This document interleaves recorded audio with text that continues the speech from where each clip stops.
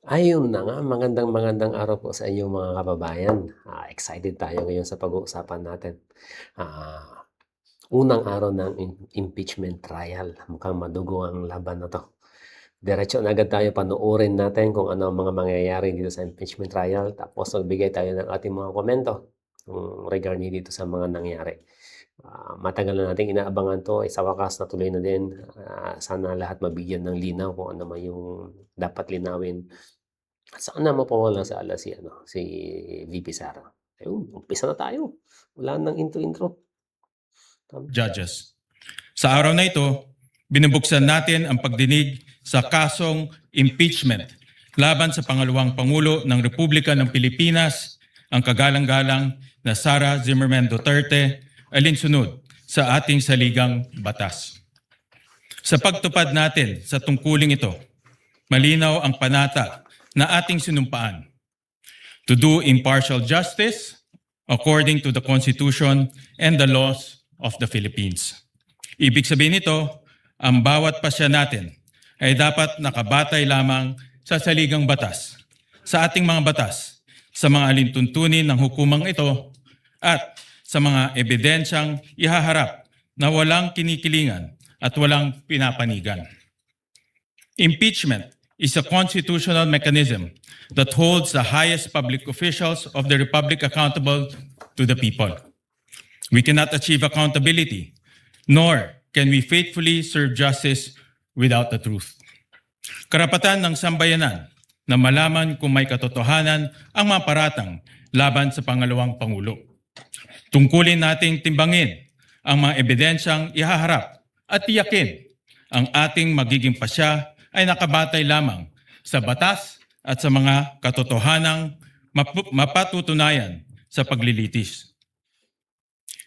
Ipagkakaloob ng saligang batas sa Senado ang natatanging kapangyarihang dinggin, litisin at pagpasyan ang lahat ng kaso ng impeachment. Kakibat ito ang pananugutang tiyakin na ang paglilitis ay isinasagawa ng may integridad, kaayusan at buong paggalang sa proseso. Sisiguraduhin natin na magiging maayos, bukas at madaling maunawaan ng ating mga kababayan ang prosesong ito. Pagkakaloban, ang magkabilang panig, ang prosekusyon at ang depensa ng sapat at makatarungang pagkakataon upang magharap ng ebidensya, magsuri at magtanong sa mga testigo at mailahad ng buo ang kani-kanilang mga argumento. Sa ganitong paraan, mahiharap sa taong bayan ang malinaw na batayan upang maunawaan ang mga isyong nakapaloob sa Articles of Impeachment. Sa kasabayan ng paghahanap sa katotohanan, ang tungkulin natin tiyakin, iginagalang ang mga karapatan ng bawat panig, lalo na ang karapatan ng respondent vice president sa isang patas at makatarungan paglilitis. Due process and fair play must remain paramount at every stage of this trial. Let us be firm in the search for truth. Let us remain faithful to the rules of this court, the rule of law, and above all, the Constitution. Nakatutok ang buong sambayanan. Bawat kilos, salita, at pagpapasyang ating gagawin ay huhubog sa kasaysayan. At ang kasaysayan ang huling huhusga kung tayo ay kumilos ng tapat at nararapat. Nais kong bigyan ng katiyakan ng lahat, lalo na ang ating mga kababayan. Gagampanan ko ang aking tungkulin ng patas at may katapatan. Magalang kong hinihikayat ang bawat Sana ay sundin talaga nila kung ano yung proseso diyan sa impeachment na yan. Kung ano man yung nasa batas, yun ang sundin nila. At least kahit papaano, maging patas naman talaga yung laban. Tsaka syempre, maraming Pilipino ang nanonood. Mahirap kasi kung babaliin natin yung batas. So, halimbawa, yung ganyan, yung kailangan ng 16 na votes para ma-impeach yung Vice President. Sana masunod yun. to Rule 2, Paragraph 2 of the Rules of Procedure on Impeachment Trials, as amended, We now proceed to the election of the presiding officer of the impeachment court. Senator Ayan na, naging gano'n na sila. Ayaw ni Gatchalian maging ayaw ni Gatchalian na siya maging presiding officer. Ayaw niya. Ay yung hindi kumpiyansa dun sa pagiging hindi siya kumpiyansa sa pagiging presiding officer diyan sa Senate impeachment. The Almighty God. And as you said yourself, that every stage of this impeachment, we have to make sure na patas, we have to make sure na may due process, we have to make sure that it is fair. It is very clear in the Constitution of the Philippines that the presiding officer is the Senate President. Section 3, paragraph 6 of Article 11 of the 1987 Constitution, the Senate shall have the sole power to try and decide all cases of impeachment. When sitting for that purpose, the senator shall be on oath or affirmation. When the President of the Philippines is on trial, the Chief Justice of the Supreme Court shall preside, but shall not vote. No person shall be convicted without the concurrence of 2/3 of all the members of the Senate. I will go to that other 2/3 inquiry later. Ayan yung sinasabi ko na ayan sana masettle na yan. At saka sana masunod talaga yung 2/3. Doon sa 24 hindi dahil doon sa dahil sa nabawasan na yung mga senador dahil na kulong na sila Senator Marcoleta. Ayan, naglo-loading na. Bagal lang internet natin. On the final question of whether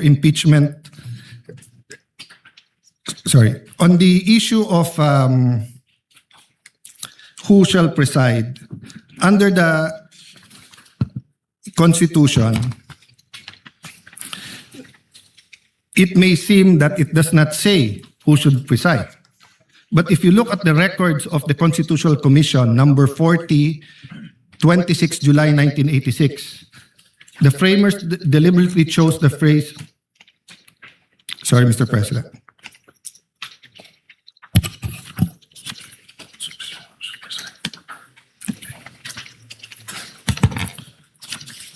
I am referring to Section 6, Article 11, and then Constitutional Commission number 41, 27 July 1986. The presiding officer, Mr. Treñas, Commissioner Davide is recognized. Thank you, Mr. Presiding Officer. I have some proposed amendments on Section 3, subparagraph 5. The presiding officer, Mr. Treñas, the gentleman may proceed. Mr. Davide, who later became Chief Justice, this is without prejudice to whatever amendments may be accepted by the committee when the Aquino amendments will be taken up. It would consist in adding a new sentence on line 20 before the phrase "no person shall be convicted," inserted the following: all other cases, the President of the Senate shall preside.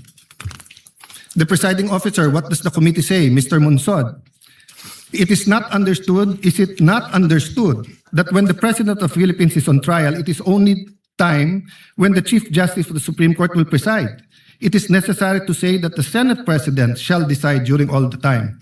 Presiding officer, Mr. Davide, Mr. Presiding Officer, I precisely presented this because we had a distinction when it comes to the Chief Justice Supreme Court. But with that clarification, that in all other cases, it should be the President of the Senate who shall preside, I withdraw my amendment. So it is but elementary, Mr. President, in statutory, especially construction of the Constitution, Ayan na, nasa Constitution that nga the yun. spirit as well as the letter is followed. The spirit of the Constitution. Na yung magpe-preside talaga is yung Senate President. So ngayon, ang ginagawa nila, ito nag-aano sila si Lacson, gustong tumayo na magbotohan para sa kung sino magpe-preside. Ayaw mag-preside ayaw mag-preside ni Gatchalian. Natatakot siguro. Malamang natatakot to, mabulilyaso. Kasi tingin ko ito rin yung dahilan kung bakit kung gusto nila. Hindi ko alam diskarte ba nila yan na gusto nila si Gatchalian ang mag-preside. Dahil baka mabulilyaso, pag may mga bulilyaso, pwede nilang ilapit sa Supreme Court. O pag di kaya, gusto lang talaga nila sundin kung ano yung nasa Constitution. It's either way. Natin alam. invite judicial challenge and cast doubt on the validity of the entire trial. Do we want to go 30 weeks? If we follow the number of days submitted in the pre-trial, 62 and 30, and 3 days every week, so 30 weeks yon. Then after the 30 weeks, we'll end up in the Supreme Court kasi kune-question natin kung tama ba kung sinong nag-preside. Why is it important? Why can't any of the 24 preside? Remember, under our very rules, hindi ko nababasahin para mas umikli. In our very rules, the presiding officer can decide on the spot, or he can throw it to the body, or he can call a caucus or whatever you call it to be able to decide. And we experienced that during the Corona trial, and that's one reason why everyone acclaimed the late Senate President Enrile, not only because of how he carried it himself, but how the consensus and how he carried it with the minority. Secondly, jurisdiction and regularity. The Senate's jurisdiction over an impeachment trial is constitutional. The exercise of jurisdiction must conform to the Constitution, and the Senate's validity adopted impeachment rules. We cannot say we're following the Constitution, then we will not follow the Constitution. If the Constitution and its framers prescribe who shall preside, who are we to change the Constitution here today? We cannot enlarge or diminish the Constitution arrangement through internal rules or through ad hoc resolution. Lastly, due process. Kailangan malinaw po sa lahat ng partido, both to the prosecution and the defense, kung ano yung korte, kung ano ang two-thirds, kung ano ang charges, kung sino magpre-preside. So kung now during the first day we're going to change who's going to preside and it's against the Constitution, what more changes are we going to do in the next few days? Ano ang limit ng pwede natin palitan sa Constitution at hindi? The authority must come from the Constitution or the governing law, not from the vote of a tribunal. A litigant is entitled to have the case heard by the decision maker, designation by law. The law cannot say that ang mag-hear kay Senator Marcoleta ay Sandigan Bayan, tapos sa Court of Appeals natin siya dadalhin. Hindi pwedeng sabihin sa RTC dapat i-hearing si Juan de la Cruz, tapos sa Sandigan Bayan natin dadalhin. Hindi pwedeng sabihin tatlo sila sa CA, pero in this case, nagbotohan kami, isa lang kaming mag-hearing.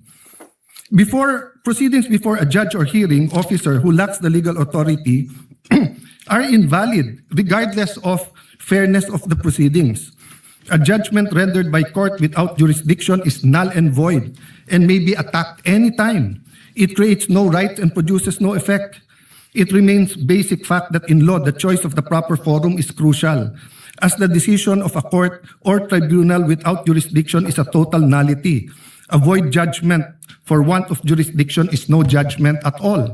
All performed pursuant to it and claims emanating from it have no legal effect. Tan versus Cinco, GR number 213054, June 15, 2016. Penned by Justice Perlas Benabe, First Division. The constitutional authority, Mr. President, is very clear. Now, let's put that aside for a moment. But we're not allowed to do that. But for a moment, let's put that aside. The Constitution is not clear and does not tell us what to do. The rules of the Senate says that any amendment should be presented a day before. And that's why the then minority, when I was Senate President, walked out, because your contention was, when we gave it to the Committee on Rules, kahit may isang araw na at binabalik ng rules, we did not follow the rules. So on the rump session or alleged rump session on June 3, first of all, you did not have a quorum of 13. But let's assume for the sake of argument, I'm not giving you that point. As far as I'm concerned, it's in the Supreme Court, walang quorum ang 12. Assuming may quorum ang 12, you did not follow the rules. There was not a one-day notice for the rules. And then if you look at the records, this impeachment court adopted the rules on May 18. So that means that it is this impeachment court that now has to adopt any amendment to the rules. We did not debate that amendment to the rule. We cannot now just change the rules. We're here for the opening statements. We're here for the trial. Are we here to change the rules? We're changing the... Opening pa lang. Opening pa lang ng impeachment and nagkakaanohan na. Nagkakabendalo na. Ay, hirap talaga nito mga to. Unang entrada pa lang, opening pa lang, gusto na agad baliin ang batas. Hindi lang ang batas, ang constitution pa. Para maintindihan lang po ng lahat, lalo po sa mga kababayan natin na nanonood, Merriam-Webster, simple definition, a threshold issue is a preliminary question, minimum requirement, or foundation condition that must be met or resolved before proceeding to the substantive merits of a case, project, or process. In this initial criteria, if this initial criteria is not satisfied, further action is typically dismissed or halted. I want to avoid that this impeachment trial will be declared null and void. I want to avoid walkouts. I want to avoid any delays, Mr. President. The Senate President is more than capable. He said he is willing. He said he is ready. He has been in many situations in his life that people say you cannot do it, but he is done well. He has studied. So what is the issue? Why do we have to vote for a... Wala na, natakot. Si Gatchal yan. Hindi kaya. Natakot. Yun lang yun. amending the rules, implementing a null and Tatakot niya si Gatchal yan na magkamali kasi pag nagkamali-mali yan dyan sa mababa siya. Makukumpara siya sa mga dating sa mga dating presiding officer. Ayun si si Enrile, yung matanda. Kahit gano'n yun, mahusay yun.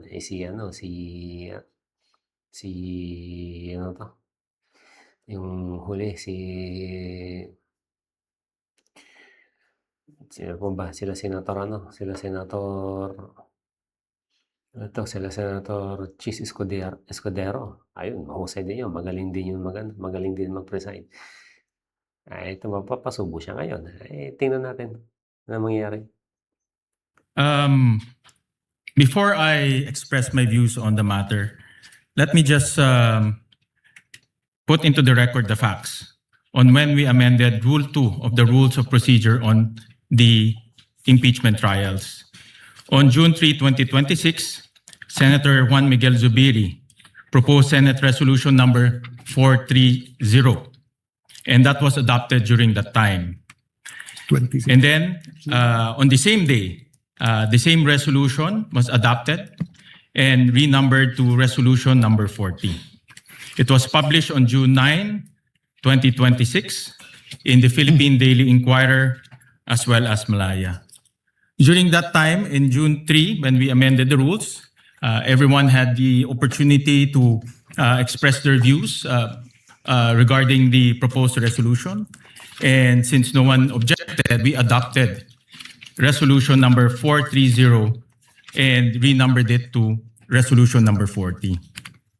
That is anchored on our Constitution, Article 6, Section 3, Paragraph 8 of the Constitution, that the Congress shall promulgate its rules on impeachment to effectively carry out the purpose of this section. So my view to the Mr. good President, gentleman, Mr. President, let me just finish, sir. My view is this resolution has been duly approved and everyone was given an opportunity to discuss that, to object. However, it was no one objected to that resolution, and it was duly approved by the body. So any discussion regarding this resolution should be discussed in plenary when the Senate convenes as a legislative body. In the past precedents, during the ERAP impeachment, November 15, 2020, the body as well approve the rules of impeachment in plenary. During the Corona impeachment, March 23, 2011, once again, resolution number 39 was adopted in plenary. So any issues pertaining to this resolution should be discussed in plenary when the Senate convenes as a legislative body. So that is the position of the chair and the view of the chair on this matter. Sir President, first, may I dispute that you used the word fact. It is not a fact that the rules were changed because it is being disputed that first, there was no quorum at that day. Second, if we are going to amend the rules of impeachment for the impeachment trial in plenary under the rules of the Senate, Section 136, second paragraph says, the rules may be amended by means of a motion that should be presented at least one day before its consideration. It was not presented on June 2. So, we did not follow our rules. So, a rule that was passed that did not follow our rules or amendment that was passed that did not follow our rules is void. You cannot get anything out of it. It is a nullity. So, if today we pass a change in our rules, and we do not follow our own rules in changing the rules, we cannot follow that rules. Secondly, Mr. President, the impeachment court already adopted our rules. Iba po ang plenary, tama po kayo doon, I agree with you there. Iba po yung impeachment court. So is the impeachment court now hostage or subject to whatever changes the legislative body does and we will not adopt? Then why did we adopt the rules when we took our oath? We adopted it because the impeachment court is not powerless to talk about our rules. But finally, Mr. President, for the sake of argument, just for the sake of argument, wag na natin tignan yung mga amendments. It's against the Constitution. So can the impeachment court disobey the Constitution? If the Constitution says the presiding officer should be the Senate President, can we now say na no, pagbotohan natin kung sino? Because if we say that we can, what next? Will we add to the articles of impeachment? Will we lower the bar of the quantum of evidence needed? Will we say that baliwala na yung pre-trial brief at bahala na si Batman? So, Mr. President, I thought that's why we have the rules. Because when we have the rules, it dictates fair play. And the rule says, it is the Senate President who will preside. So, Ayan, may rules. Gumawa ng rules, hindi susundin. Rules na nila sa Senado, nakalagay na rin sa Constitution, ayaw pa din sundin. Itong mga ito talaga, ang bihira. case done, we would have a more fair. You made your case, you got the majority. Now you got the majority, we will give you all the support, Mr. President. But we have to follow the Constitution. We cannot have a trial where we do not follow the Constitution, Mr. President. I think pinaka-basic po yun. Saan sa Constitution po nakalagay, Mr. President, that ang nakalagay dito po, only in case the President. Let me give you a hypothetical. God forbid, God forbid may mangyari sa Pangulong Marcos, maging Pangulo ngayon po, si Sara Duterte. My view is tuloy yung impeachment. Pero, ang magpre-preside na yung Chief Justice. O pwede ba tayong magbotohan na wag yung Chief Justice ang wag yung Chief Justice ang mag-preside? Tama. Tama. So how is it possible that today we're starting out on the wrong foot by arguing who will preside when the Constitution already settled it, Mr. President? So I appeal to my colleagues. There are a lot of accommodations, there are a lot of things, may bigayan talaga dito.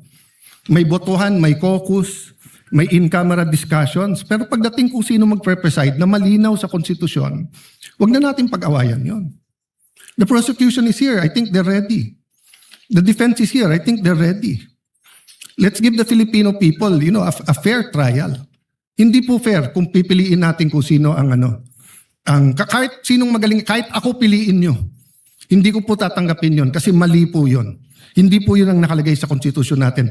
Very, very clear po sa records ng Constitutional Commission. Walang makaka-amend doon. We are not given any latitude on this matter, Mr. President. I appeal to you, Mr. President. This is your Senate presidency. Thank you. Thank you for that, those views to the good gentleman from Taguig. Kanina po, Hindi naman yung views ni Cayetano eh. Batas yun. Nasa Constitution yun. Tapos nasa rules rin ng Senate. Hindi niya lang opinion yun. Nakasulat yun. Tapos kayo hindi niyo sinusunod. nabanggit ko ho na in my manifestation as the Senate President that resolution number 39 or the rules of procedure on impeachment trial as amended shall continue to apply. So in other words po, rin-recognize ho nitong impeachment court yung amendments na ginawa ho natin noong June 3.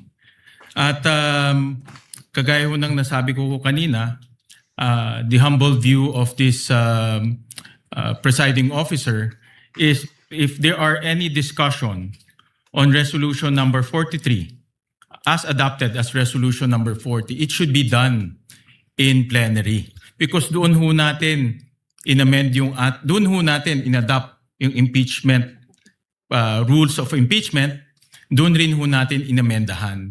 At nabigyan naman po ng oportunidad ang bawat isa para magkomento, magbigay ng pahayag, magbigay ho ng kanilang legal opinion. Pero at that time, wala naman po ang nag-object at inadapt po ng Wala ba sila Senate President? Wala ba doon sila sila Senator Cayetano? Ba't sinasabi niya wala nag-object? Ewan ko lang kung siguro wala sila doon kaya wala nag-object. of the Senate. Mr. President, there's no conflict, Mr. President. With your permission, Mr. President. There's no conflict. If you want to discuss it, in 3 weeks may session na tayo. So all we have to do today is follow the Constitution. You preside. Then pagdating ng plenary, then we can debate whether we are allowed to amend the Constitution or not. Because, Mr. President, that's why I premise this not as a parliamentary inquiry or as a point of information or whatever we may call it. That's why it's a point of order. A higher point of order than the point of order in the rules is a point of order in the Constitution. The Constitution says it is the Senate President who will preside. So are we saying now, Mr. President, that the rules can amend the Constitution? Is that the ruling of the chair? Before I make my final ruling on this matter, may I recognize the gentleman from Pampanga, Senator Kiko Pangilinan. Kiko Matching. Thank you, Dudunong-dunong Senate naman President. Laging dudunong-dunong Mr. President, with all due respect, abogadong the Constitution does not provide that the Senate President must preside in cases of impeachment trial. What the Constitution provides is that when the President is undergoing impeachment, going through the trial, is being tried, the Chief Justice must preside. Nowhere in the Constitution, in the provisions, Oo, alam na yun. Sinabi na yun ni Cayetano kanina. Ilang beses niya inulit-ulit yun on public accountability and impeachment, does it say that the Senate President must preside when the Vice President is under trial or any other impeachable officer? And precisely because of this, and precisely because the Constitution likewise allows Congress, not the impeachment court, Congress, to promulgate its own rules, which is what the Senate did in June 3. We proposed amendments to the rules under our rulemaking power, which, by the way, was subsequently ratified when we convened in a special session on June 17. The June 3 journal was ratified unanimously on June 17 when we had our special session. And in the June 3 minutes, Yung June 3 ata, ito ata yung ito ata yung nag-walk out, ito ba yung nag-walk out sila? Hindi. Kasi ang nag-walk out sila, kaya sila sino to? Ito sila itong sila Kiko, yung minority, kasi minority pa sila nun, sila yung unang nag-walk out. Hindi ko lang alam tingnan lang natin. and the journal, precisely, we approved the amendments to the rules. This was further ratified on June 17. Therefore, it is considered regular. The presumption of regularity now comes into force. But having said that, Mr. President, the good gentleman from Taguig has brought this matter before the Supreme Court. And we agree with the point earlier raised by the Senate President. This matter should be either discussed in the Senate in plenary as a legislative body, or if he has questions which may in fact turn out to be valid, he has brought this matter before the Supreme Court. And therefore, this impeachment court is not the venue for this debate, Mr. President. If there is anyone who is out of order, with due respect, I think the proper Hindi naman talaga, kaya nga, hayaan nyo na lang na mag-preside yung Senate President. Kasi yun naman talaga ang nakalagay sa rules nyo, yun naman talaga ang nakalagay sa Constitution natin. Tapos ayaw niya pang sundin. process is the matter is pending before the Supreme Court. There is no temporary restraining order. There was a request for a status quo ante order. It was not granted. And therefore, the presumption of regularity behooves us as an impeachment court to proceed. And finally, Mr. President, allow me to reiterate, the point of order is improper.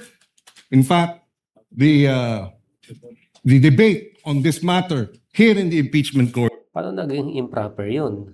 Yan nga, kino-question nga yung kasi binabaluktot nyo yung batas. Paano naging improper yun?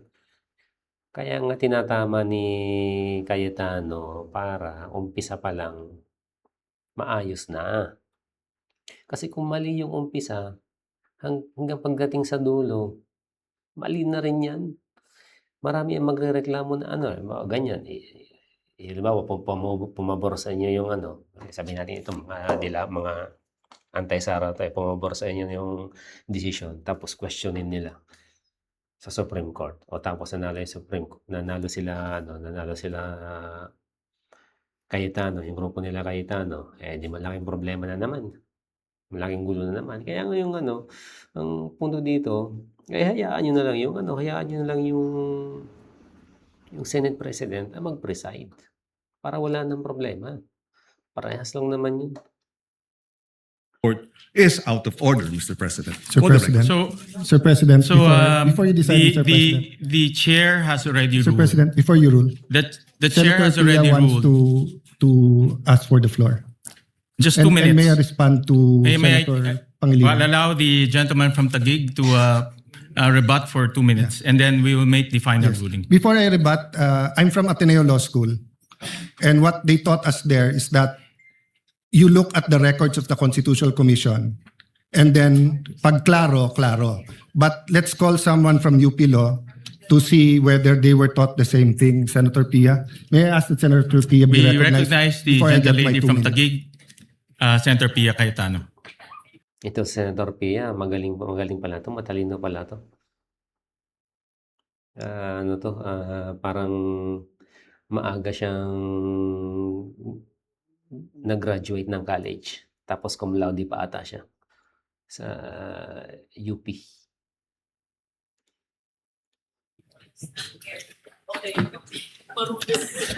Thank you, Mr. President. It's not an Ateneo UP issue, but always happy to stand before our colleagues and share our experience in the UP College of Law. I was prepared to address this to all our members of the bar in the Senate, but since it is Senator Kiko, my schoolmate, my teammate actually in the UP volleyball varsity team who stood up, I'll also specifically address it to Senator Kiko. So dear Senator Kiko and our colleagues in the majority, knowing that you have members Ba't hinihingal si Senator Pia? in the majority that are lawyers, and for those who are not lawyers, you definitely have consultants who are lawyers. Wala naman siguro ni isang senador dito na walang consultant na abogado. Kahit ako abogado, ang dami ko hong staff na abogado din. Why? Because these are legal issues. We need to talk to the experts. Kung pag-uusapan natin ang mental health, physical health ng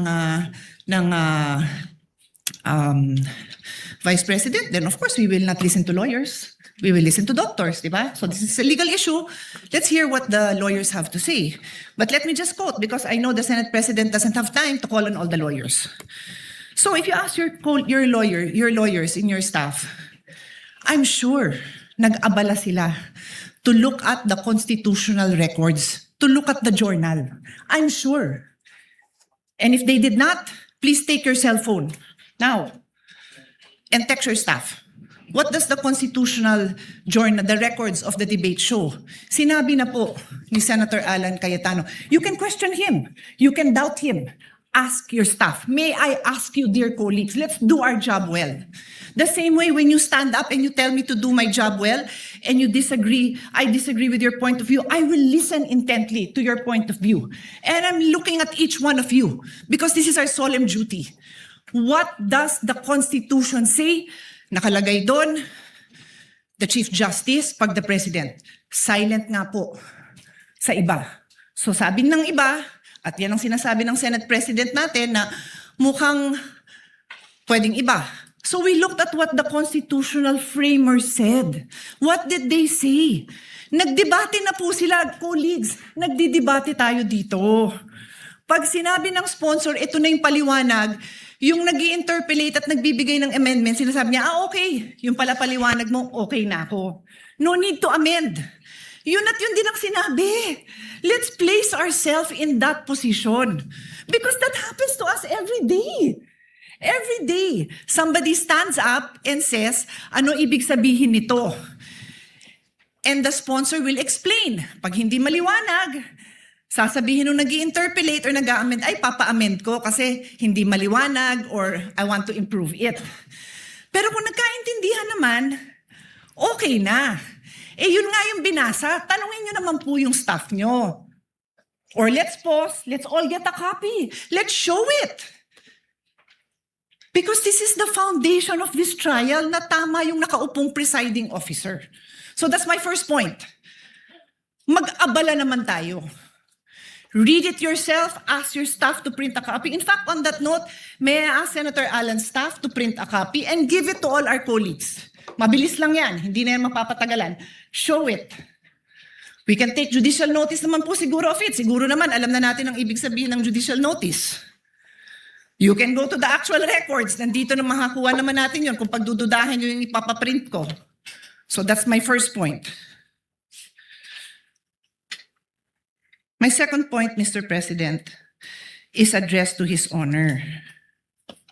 If His Honor will insist that we have to call a regular session, we have to be in session to amend the impeachment rules, eh di tawagan niyo po ang Malacanang. Nagpa-special session naman po siya, di ba, with all due respect, to pass the National Orchid Law. To pass, what else? Ano, tatlo yun eh. Oo nga, yun nga, yung waling-waling as National Orchid, ano pa yung dalawa? No, I know, I'm not questioning it. I'm saying that there was a special session called to pass 3 laws. Naalala ko yung waling-waling because I love it. This is important. O ano pa yung dalawa? Unfortunately, hindi ko na maalala. Dalawang naturalization. Sports-minded po tayo. Love po natin yun. Nagkaroon ba ng laban between now and July para mag-special session tayo para doon? Hindi ko alam. But in any case, ito importante to, di ba? E di kung pa-i-insist nyo na yung impeachment amendment na yan kailangan gawin ng special session, eh, mapapatawag tayo ng special session. Mukha namang very supportive naman ang Malacanang sa majority. Di ho ba? Pero I take the position that we are in impeachment court. We are already in impeachment court. Therefore, the amendments must happen here. Medyo common sense din naman po yan. I rest my case. Yun lang po. But as soon as the copies come, I will give it to you. Colleagues, look at it. Huwag tayong majority-minority botohan. Ayusin natin yung pagboboto natin dahil pinapanood tayo, pinapaniwalaan tayo, at umaasa sa atin ang taong bayan. Maraming salamat po. Once again, it is, again, before the chair rules, let me acknowledge the former Senate President, Senator Tito Soto. Thank you, Mr. President. Si Juan Bol na naman ang tumayo. Wala na namang matinong sasabihin to. Pag tumayo to, bendalo na agad to. Matik. Tama-tama yung sinabi ng distinguished lady from Taguig. Tanungin daw yung mga legal staff. Binigay nga sa akin ng legal staff ko, eksakto ganito eh. Article 11, Section 6, page 154. Constitution is silent regarding presiding officer of Senate impeachment. However, the Constitution expressly provides that the Chief Justice will preside if President is on trial. O ngayon, yung mga graduate ng Ateneo tsaka ng mga UP, ito ngayon yung legal maxim. Expressio unius. Alam niya to si Soto no? Lagi itong ganito para magmukhang matalino. Maglalagay ng mga Latin words para magmukhang smart siya. One Ball University talaga to nag-graduate. Mukha mo kaming tanga It's Mga kalokohan mo. exclusio alterius. In other words, the express mention of one thing is the exclusion of another. Palagay ko, naintindihan nyo lahat ganyan. Itong akin. Sa publiko yung sa akin. Ang sinasabi ng publiko ngayon, nanonood sa atin, dapat you should not resort in too much technicalities kasi ang public interest ang iniisip nila rito. They want to expedite the proceedings. Hindi nga. Ang ano naman dito, maitama lang yung mga bagay-bagay para maging patas. Nagsalita nung una sa opening statement niya, si Gatchalian, na magiging patas. So, dapat ganun, di maging patas. Kung ano yung nasa rules, kailangan sundin yung rules. Kasi kung hindi mo susundin yung rules, paano magiging patas nga naman? Paano magkakaroon ng kaayusan? Kasi pag ganyan hindi nasusunod yung rules, mayroon at mayroon talaga diyang maninita, mamumuna na ganyan hindi nyo sinunod yung tapos iaakit na naman sa Supreme Court. Natambak na nga yung mga trabaho doon sa Supreme Court, napakadami na nakapending na mga reklamo doon. Kaya isusunod nyo pa to. Medyo mabigat na to. Ito kasi mahabang procedure kasi ito. Mabigat itong topic na ito. Mabigat yung kaso na ito. So kailangan nasa tama talaga lahat. Hindi mo pwedeng i-shortcut na lang lahat kasi ang ni Juan Bol kailangan i-shortcut na lang. Tapos magsasalita ng mga Latin words para magmukhang matalino. They want the trial, not rules. They're interested in the trial, not rules. In the interest of justice, sabi nga nila, sometimes rules are not sacrosanct. But Kala ko sasabihin mo na naman, sometimes we need to bend the law. itong nangyayari ngayon dito, ang publiko ang importante rito. Where does the Constitution emanate from? From the public. From the people of the Republic. So, desisyonan nyo na to, Mr. President, para matapos na. Sir President, can I have my 2 minutes?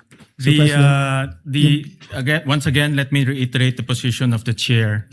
My humble position is that this matter should be discussed during plenary when the Senate is convened as a legislative body.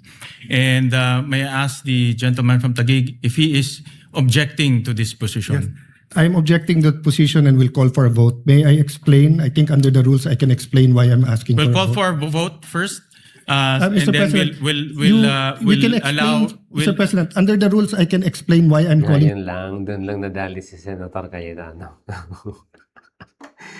Kasi sinabi niya kasi explain yung vote. Ngayon, nag-ano na siya ng voting.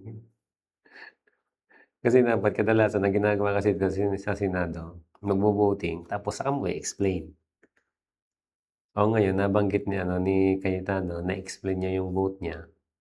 wala pang voting, eh. Ngayon na-open tuloy na ano, na-open ni Gatchalian For a ang vote first, voting. so that I can convince them to vote for me. No, under the rules, When you object, there's an Mr. Pre- objection. The vote will proceed without any explanation. President, And after under that, the we will rules- allow the gentleman from Taguig to explain his vote. Mr. President, So we call Mr. for a President, division of the President. House. So those who are Sir President, Mr. President, when you Wait, object, no, you're those- allowed to explain your Senator- objection and state Senator your Lacson objection. is recognized. Thank you. Your Honors, pursuant to Rule 2 of the Rules of Procedures on Impeachment Trials as amended, I move to elect Senator Judge Francis Joseph Guevara Escudero as the presiding officer of Kala ko Francis Pangilinan, tangay na di ako papayag dun. this impeachment court. Kiko Matching magpipreside. Mas lalong inihaw yun. Objection, Mr. Bogado President, lang. and may I allow to... We proceed Objection, to... Mr. President, I'm allowed to object and I'm allowed to Yes, explain you're my allowed to objection. object. You're allowed to object, but we will No, proceed Mr. with President. the division Mr. of the President, House. point of So order. those who are, Point of order, those Mr. who are in President. favor of the Mr. motion President, of Senator you're allowed to Lacson, explain para please- ma-convince mo nga please yung iba. raise your hand. We will vote by raising of hands. So Yan na. Doon nadali si ano. those who are in favor, Doon nadali si Senator Cayetano ng ano. Sabi niya, i-explain niya yung vote niya. Doon na open up yung ano. Doon na open up yung open ng voting. count the votes. Matik na yan kasi may nasa No, majority. in our Yun ang rules number. sa parliamentary procedure.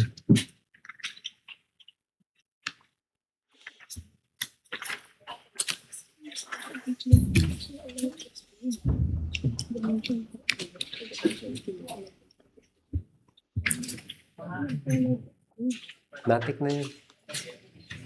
How many? Kung How sino many? yung ano. Explain my vote, Mr. President. Hold on. Allow the chair to make a ruling. Those who are against to the motion of Senator Lacson electing Senator Chis Escudero as the presiding officer, please raise your hand.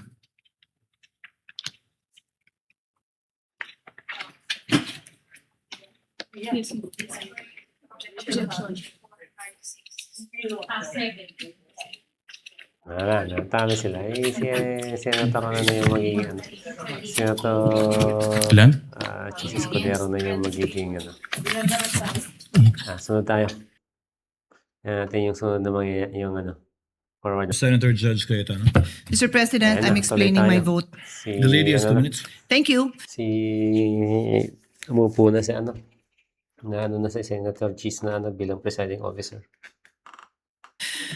Dear colleagues, my explanation includes a reminder to all of you na kung di nyo kasundo si Alan, malamang kasundo nyo ako. So, if sarado ang pag-iisip nyo na si Alan nagpaliwanag, ako naman ang magpapaliwanag. Pagbigyan nyo naman ako.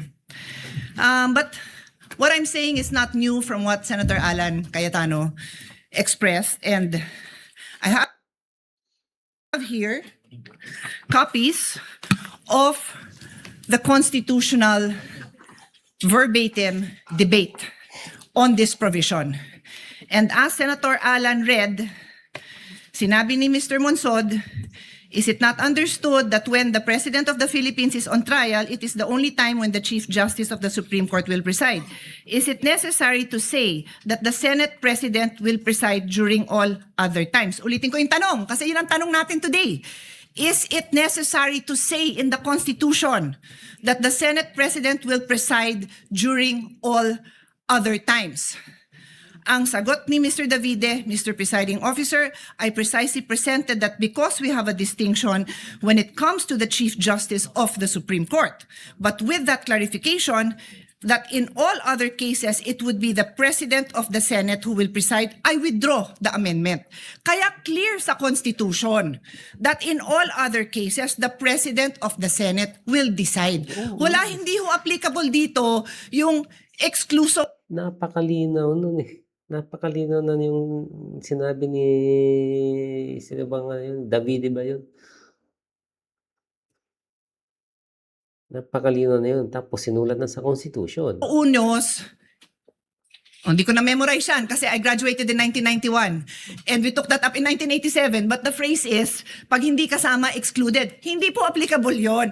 With all due respect to our former Senate President, it is the intention of the framers that matter. I will ask the page to help me distribute this among our colleagues. I-distribute nga ang ano to, ang ano ang tanong is babasahin kaya ng mga babasahin kaya ng mga kasama nila lalo na yung majority. Yung majority wala na, sarado na yung pag-iisip ng mga yan. Hindi mo na mababago yung ano nun. So asked our staff.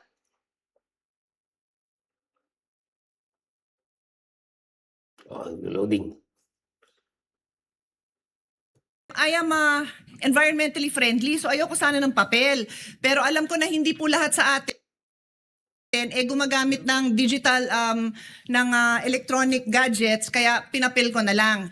Pero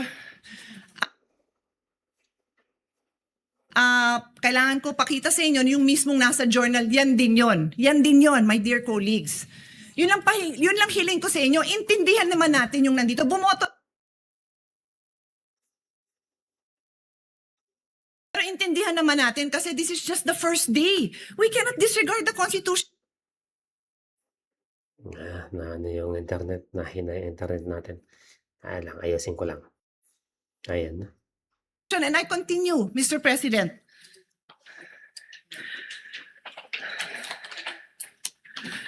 We have enough jurisprudence, more than enough, to explain to us, even in layman's term, what basic legal principles are. And one of the most fundamental principle of constitutional construction states that we give effect to the intents of the framers of the Constitution.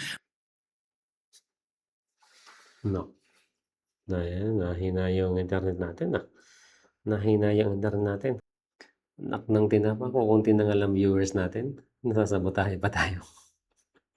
With this vote, did we give effect to the intentions of the framers? Mag-ano nga kayo, mag-like nga kayo, at saka mag-subscribe kayo kung sino man nakakapanood nito. Nung sa ganun, kahit masabotahe tayo, okay lang kung marami ang viewers. Kaso kung kunti lang yung viewers mo at saka subscriber mo, nasabotahe ka pa, masakit. Of the Constitution, sinabi nga Senate President ang magpe-preside.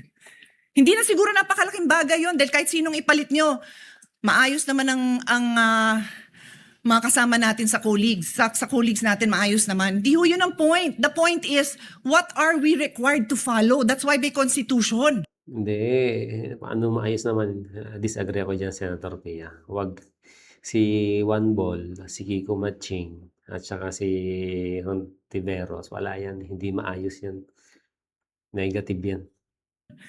And I will now state for the record a few cases that point out that this is what we are supposed to do. Give effect to the Constitution. Lambino versus Commission on Election in GR number 174153, the Supreme Court looked explicitly to the Constitutional Commission deliberation to determine the nature of people's initiative. Because the text was debated, the court used the framers' explicit intention. I repeat, the court used the framers' explicit intention revealed in the plenary debates to prevent deception.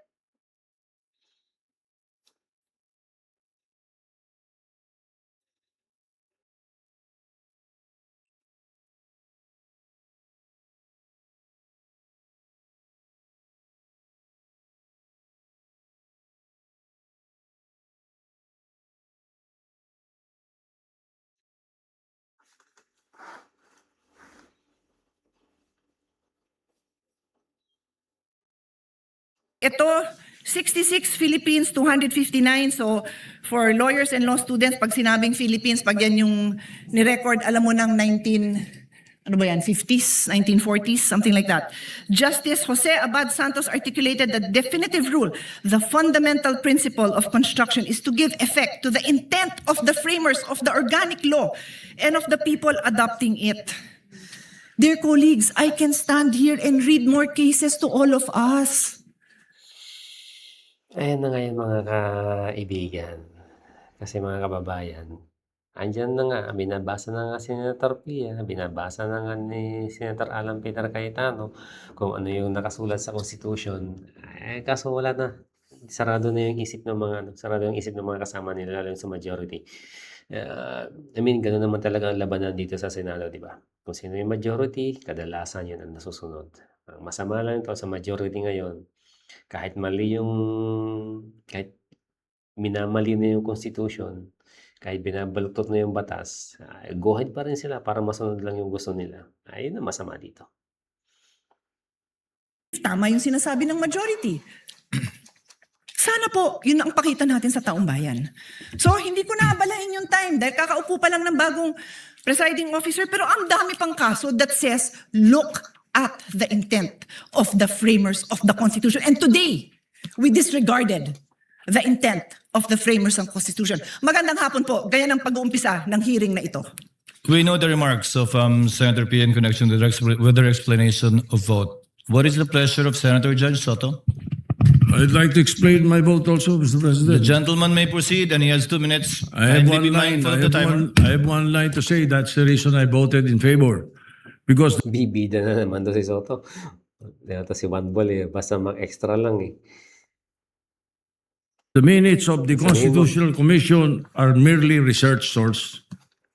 Tumayo ka pa, yun lang naman pala sasabihin mo. Dapat nanahimik ka na lang. Magkaroon lang ng exposure tong si Soto Husay mo, Juan Bol. What is the pleasure of the Honorable Padilla?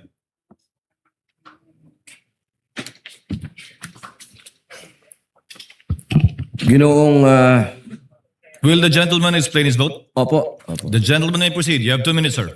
maraming salamat po, Ginoong punong tagapamahala.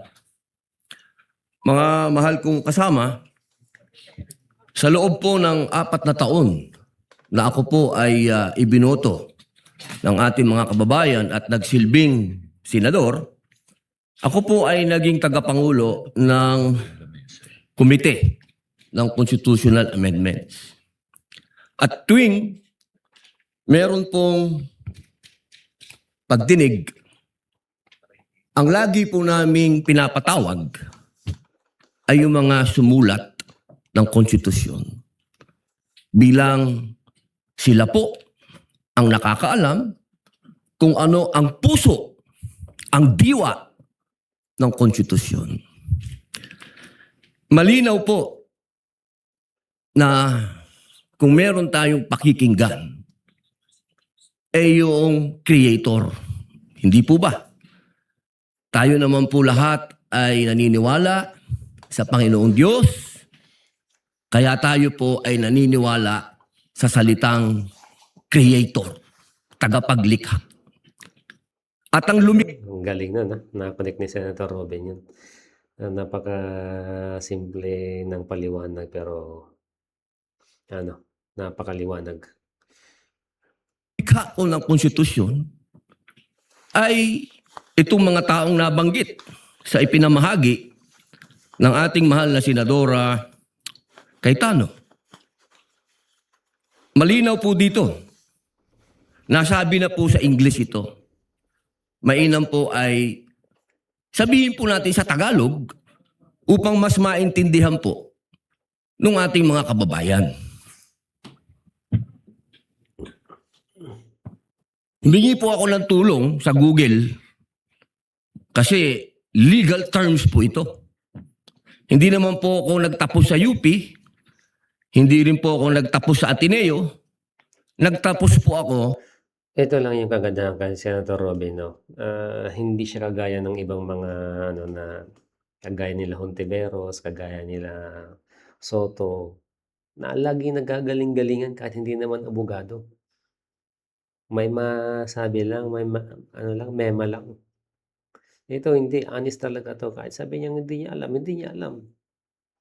Tsaka kung saan yung ano, halimbawa ganyan na ano yun na nasabi niya hindi naman talaga siya abogado, eh, di although yung binabasa niya is nakalagay naman talaga dun sa Constitution, eh, pina-translate niya na lang to Tagalog. Panalo.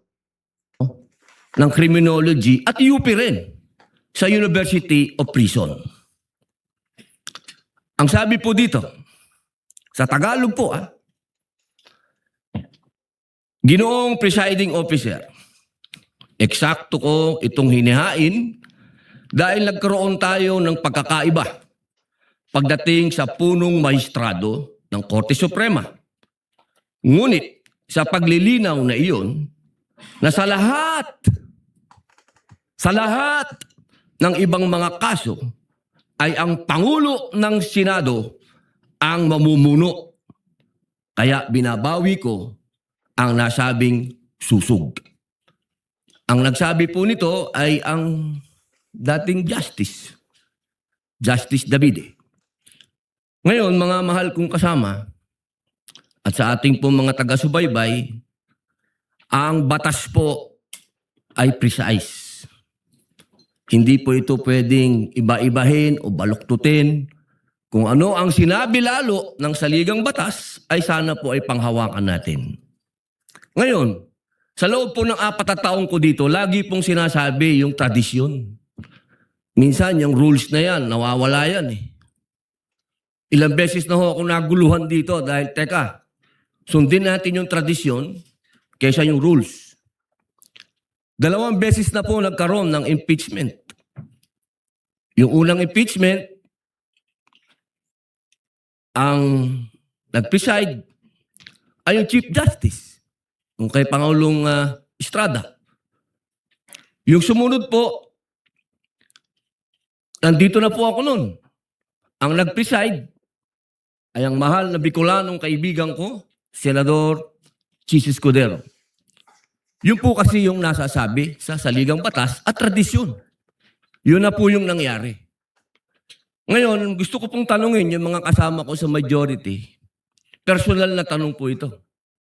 Nung hinihikayat po akong sumama sa majority, isa lang ang sinabi ko. Kung si Senator Chis Escudero, ang kababayan kong Bicolano, ang gagawin yung Senate President, lilipat ako sa inyo. Ang hindi ko maintindihan, bakit ngayon pinipilit natin ng ating presiding officer, si Chis Escudero. Ba't hindi natin siya ginawang Senate President nun? Yun lang po ang tanong ko. Maraming salamat. The remarks of the gentleman Ayun. is noted. Oo, Senator Marcos, what is your Yun. Okay guys. Dito na natin tatapusin yung ano natin. Dito na natin tatapusin yung video natin kasi medyo mahaba na. So, gawa na lang ulit tayo ng panibagong video karugtong nito. So, ano natin yung mag-umpisa na tayo doon sa ano, doon sa umpisa na mismo ng hearing ng mga ano, ng tapatan ng mga abogado nila Luis Tro at saka sila VP Sara. O yan guys, maraming salamat sa panonood. Kung napanood nyo man ito, sana again, kung para sa inyo paniniwala, kung para sa inyo paninindigan, para sa inyo prinsipyo, para sa inyo pinaglalaban na protektahan ng ating bayan. Like and subscribe po. Marami pa tayong video gagawin ng kagaya nito. Ayun, maraming salamat.